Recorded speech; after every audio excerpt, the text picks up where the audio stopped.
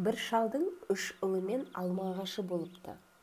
Шал жыл сайын оның жемісін жеп, жасырып тұрады екен. Бір жылы алмаларын белгісіз біреу жеп кетеді. Келер жылы шал сақтық жасап, үлкен баласын күзетке тұрғызады. Түнде ол ұйықтап қалып, алманы жегізіп қояды. Екінші жолы ортаншы күзетеді. Ол да ұйықтап қалады. Үшінші жолы кіші баласы күзетпек болады. Ол ұйықтамай, түніменен сыбызғысын тартып отырады. Түннің бір уақытында алтын құс келіп, алманы жей бастайды. Бала қанатынан ұстай алғанда құс ұшып кетіп, бір қауырсын қолында қалады. Ертесіне құстың қауырсынын әкесіне келіп береді. Сонда әкесі: «Енді құстың өзін табыңдар», дейді. Ғажайып құсты іздемек болып, шалдың 2 ұлы мықты ат мініп жүріп кетеді. Сол кезде кіші баласы: «Мен де барамын», деп әкесінен рұқсат сұрайды. Әкесі келісіп, сары құнаны ерттеп береді. Бала жол бойында Қаратасқа кезігеді.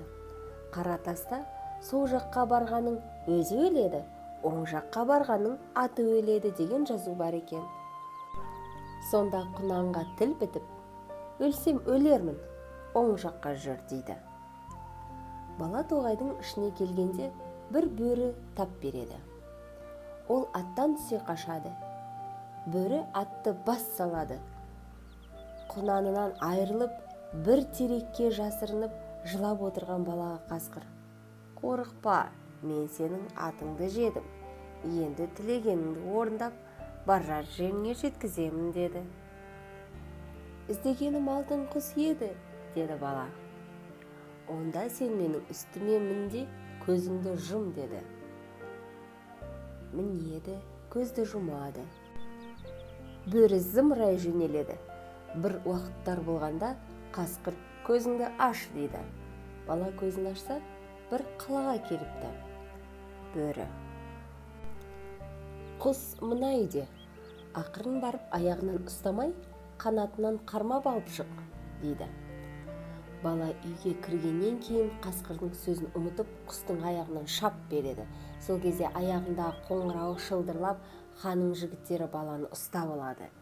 Ертеңінде оны ханға алып келеді. Хан: «Құсты неге ұрламақшы болдың?» деп сұрайды. Сонда бала: «Менің әкемнің бір түп алмасы бар еді. Құсыңыз 3 жылдан бері алманы жеп кетіп, әкем содан бері қартайып бара жатыр», дейді. Хан: «Әкең үшін қаныңды төкпеймін. Осы жақта бір ханның алтын жалды, алтын құйрықты аты бар. Соны әкелсең, құсты беремін», деді. Бала бөріге келіп, ханның тілегін жеткізеді. Сонда бөрі: «Үстіме мін де, көзіңді жұм», дейді. Бір уақытта бұлар тағы бір қалаға келіпті. Сонда бөрі: «40 сарайдан кейін бір сарай бар. Сол сарайда алтын жалды ат тұр. Шылбырынан ұстамай, жалынан жетелеп алып шық», дейді. Бала айтқанды ұмытып, шылбырынан жетелеп шығамын деп, тағы да қолға түсіп қалады. Ертесінде ханның алдына барғанда бала не үшін келген айтады. Сонда хан: «Әкең үшін жазаға тартпаймын.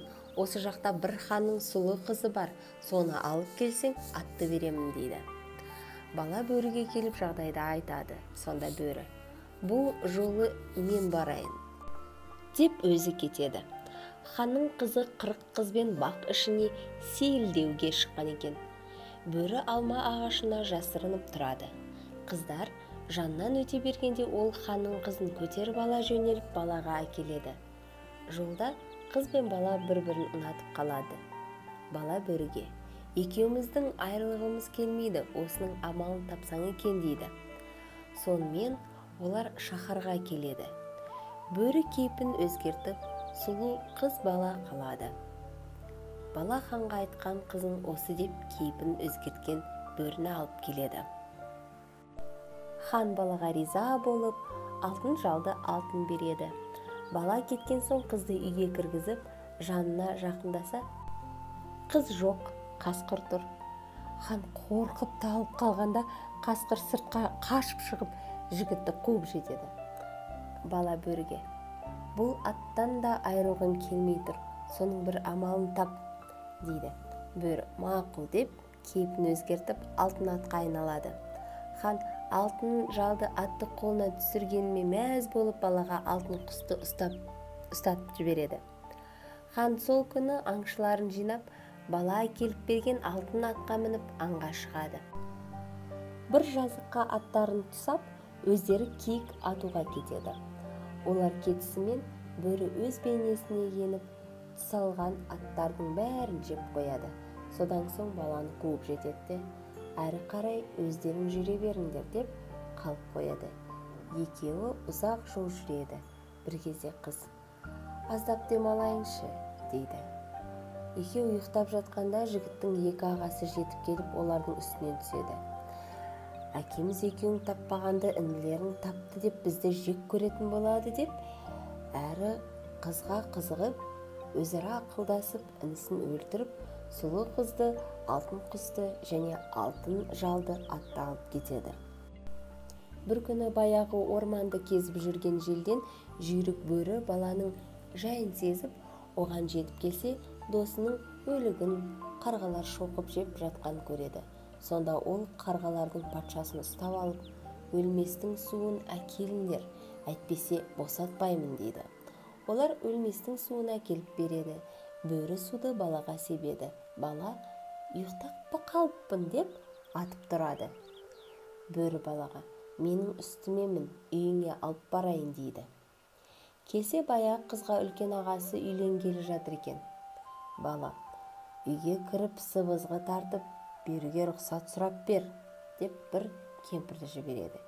Кемпір баланың сөзін жеткізеді. Сонда әкесі: бәлкім менің кіші баламның күйін ойнар, кірсін, дейді. Бала үйге кіріп сыбызғы тартып береді. Сонда қыз: мені алған бала осы, бұл екеуі мұны өлтіріп, мені осында алып келді, дейді.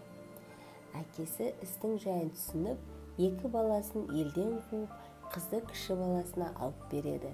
Екеуі бақытты өмір сүреді. Шал болса, жыл сайын баяғы алманың жемісін жеп, жылдан жылға жасарады екен.